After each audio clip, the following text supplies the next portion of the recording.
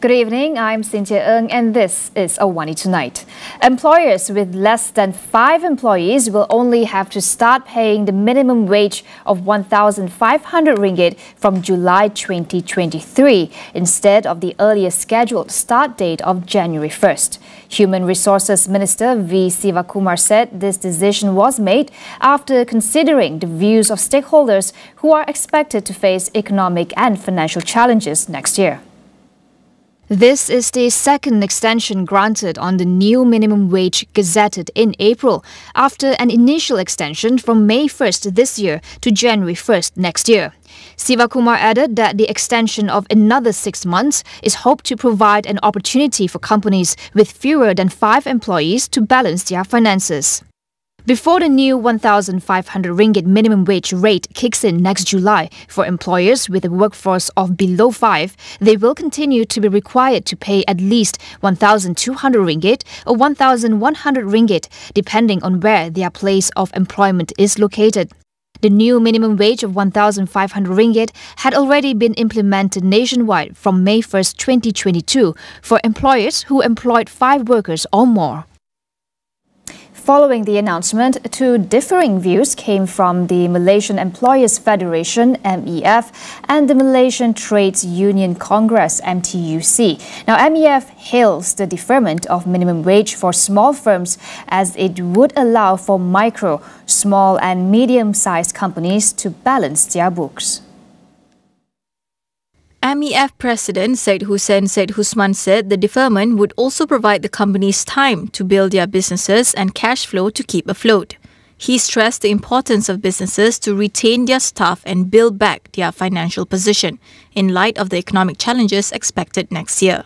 Meanwhile, MTUC President Effendi Abdul Ghani, in an interview with FMT, slammed the government's decision, which has come less than a week before its implementation, adding that MTUC was not consulted.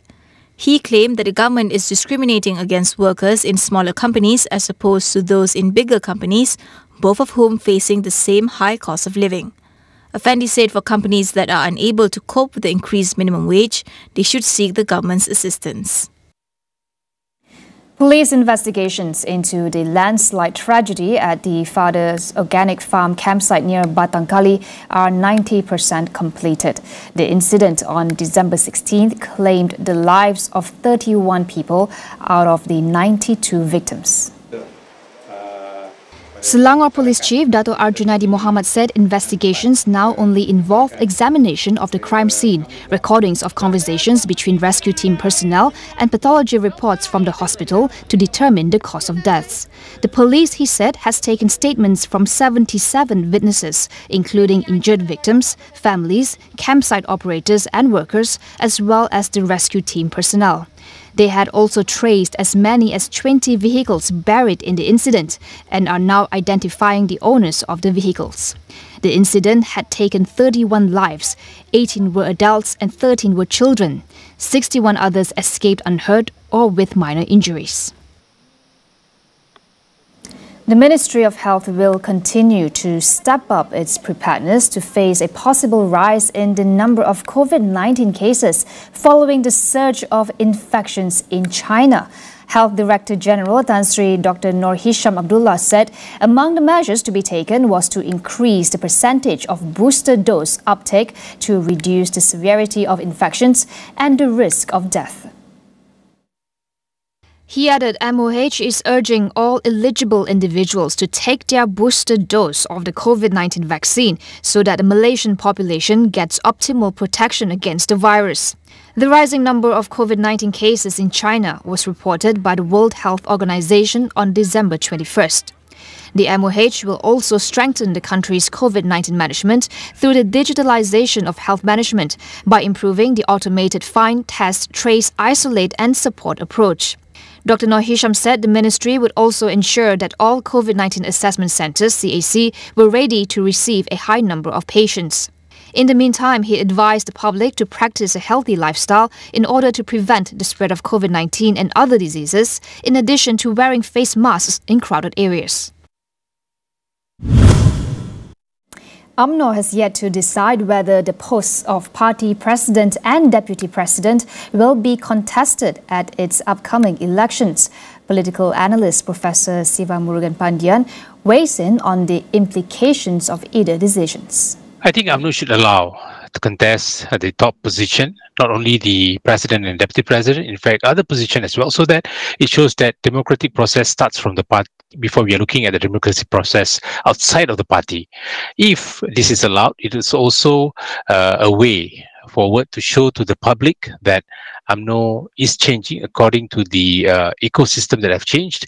Although many years ago, there were some condition by saying that the top two posts should not be contested in order to maintain the solidarity and also unity within the party. But back in 2018, we saw the party allowed the top two posts contested, and in fact the current president, deputy president Datuk Sri Zahid and also Datuk Sri Tok Mat themselves elected democratically in the position that they are having now. Siva said going through a democratic election process would help pave the way for UMNO to make positive changes to the party. It starts from having a legitimate leadership, regardless whether they want to retain the status quo or also to bring changes, but the process should be respected. I think the projection from the process would allow the public to see there are changes within the party. The narrative that they will bring forward after this would look at the process that they have gone through within the party. And if Datuk Sri Zahid and Tok Mat is retained, it shows that that's what the party wants. And after that, they can move forward to bring other changes, other drastic movements within the party to allow that they would be able to rebuild the trust and confidence from the people. We will go for a quick break. Stay tuned for more.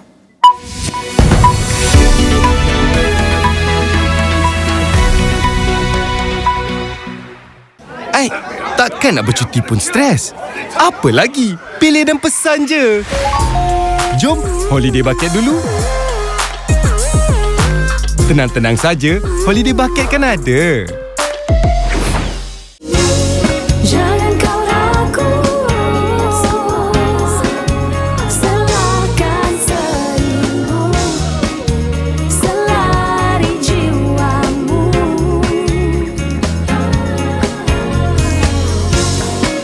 Sinar keikhlasan itu terpancar di wajahmu. Serahkan seribu.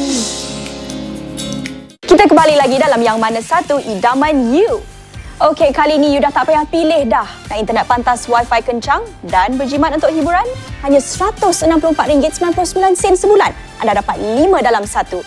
Internet laju, 100 saluran Astro, aplikasi Astro Go, Disney Plus Hotstar dan HBO Go. Psst, harga asal RM184.99 tau. Tukarlah pack sekarang.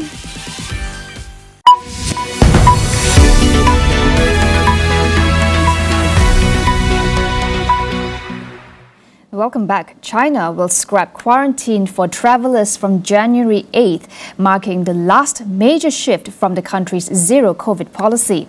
A cap on the daily number of flights allowed into China would also be scrapped. However, while quarantine for incoming travellers would be removed, they will still need to take a PCR test when entering the country. After 3 years of closed borders, this will effectively reopen China to those with work and study visas or seeking to visit family. The reopening comes as China struggles with the ferocious spread of the virus in the wake of restrictions being lifted. Reports say hospitals are overwhelmed and elderly people are dying. However, the true case counts and deaths are also currently unknown because officials have stopped releasing COVID data. Beijing had reported about 4,000 new COVID infections each day last week and few deaths. But according to Reuters, citing British health data firm Affinity, it estimates that China was experiencing more than 1 million infections and 5,000 deaths a day. At least 28 people have died in western New York State as a winter storm continues to batter North America. Authorities say some people had been trapped in their cars for more than 2 days. Meanwhile, US President Joe Biden has approved an emergency declaration allowing federal support for the state.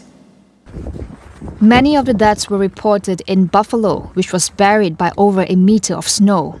More victims are expected to be discovered once melting snow reveal trapped vehicles and allow access to homes in remote areas. The winter storm stretching from Canada to the Mexican border has killed 56 people so far.